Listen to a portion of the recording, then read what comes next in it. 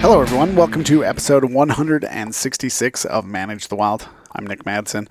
I was on the river today, and as I was floating down the river, we came across some mule deer does, and they had fawns with them, which is always a good sign whenever you can see some fawns. This area that I was floating in had massive amounts of die-off. 75% of the population of mule deer in this area was expected to have died during this last winter, which puts a strain on the population. It got me looking into how they manage these populations, and I'm not talking about hunting and those type of things. I'm talking just in general the models they're using. One of the things that they've got to consider that makes it really challenging as a biologist is environmental stochasticity. And a stochastic events, what they do is they are variations that can happen based upon weather, whether it's directly or indirectly.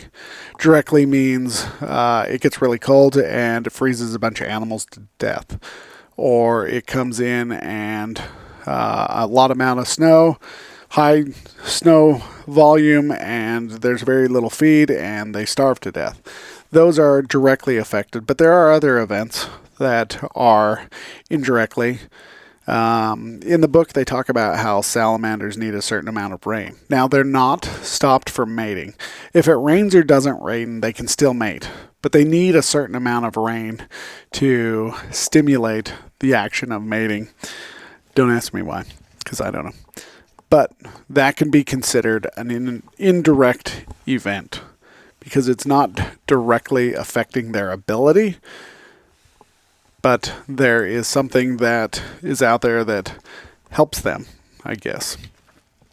So in this area, one of the things that I was kind of interested in is this population's down to 25%. What do you do for this population? You can come in, you can do some habitat work. Obviously, that habitat work needs to be done because you lost that many animals due to winter. Means they weren't prepared for they weren't prepared for the worst winter that they were coming into. We know also that habitat work needs to be done in this area because they've had a lot of fires, and it's not one fire and then 10 years of growth. It's one fire, next year another fire, the year after that another fire. So there's been fires constantly going on in this area, which is reduced it basically to a cheatgrass desert. And there's all these grasses, but there's not a whole lot of forbs and not a whole lot of browse left for these mule deer to come in. And so these stochastic events are becoming harder and harder for the population of mule deer to withstand. This presents a challenge for biologists. What do? You can reduce the amount of hunts, obviously, because you don't want to kill off your population. So you're going to reduce the amount. But there's still these variabilities that are going to happen because you can't take down the number of fences you need to help make a safe environment for these fawns.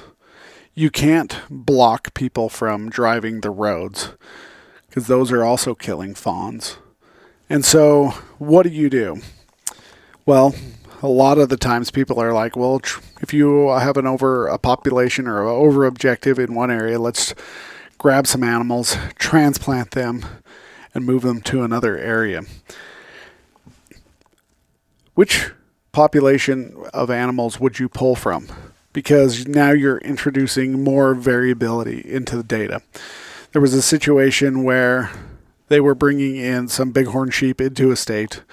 They had done all their testing, brought the animals across, and some of them tested positive for Mycoplasma ovinpneumoniae. And now you've introduced another variability because now you're infecting all these bighorn sheep. So now you have to be careful about which population of animals you are translocating. It's very expensive to go in and translocate. It's very expensive to go in and trap and transport. You're talking $2,000 to $3,000 per animal. But then for you to bolster a population, you're going to need a lot. And so there is just no good answer for overcoming some of this environmental stochasticity that's going on right now. You can overcome it by improving habitat, but that takes years. And oftentimes some of these populations may not have years, because if you have another bad winter that kills off more deer, then you're going to have an even worse problem. And so these are some of the challenges and questions that biologists are facing. What if you already have a population of animals that you're doing tests on? Let's say it's mule deer. You have a population of captive mule deer and you know that population is healthy. Would you use those animals? I don't know. These are all interesting questions of what animals should you use. The next question is, where are you going to release these animals if you were to do translocations? Are you going to release them as far as possible from people and from fences? But then you can't reduce the amount of variability in their lives and how they're going to live it. A fawn could trip and fall head down into a badger hole and just die because it's gotten stuck. These are all the things that they're facing when you have a population that has faced decline. So let me know what you guys would do if you lost 75% of your population due to a weather event. What would you guys do, and how would you bring that population back? And it doesn't matter what idea. It's not crazy, because I guarantee you biologists are thinking of all the ways that they could do it. Stop cars from driving, cut down all fences, go and plug all badger holes. These are the things that they're constantly thinking about. So how would you guys bring a population back to your objective after an environmental event based on weather that killed off 75% of your animals? All right, you guys, have a great day. Stay wild.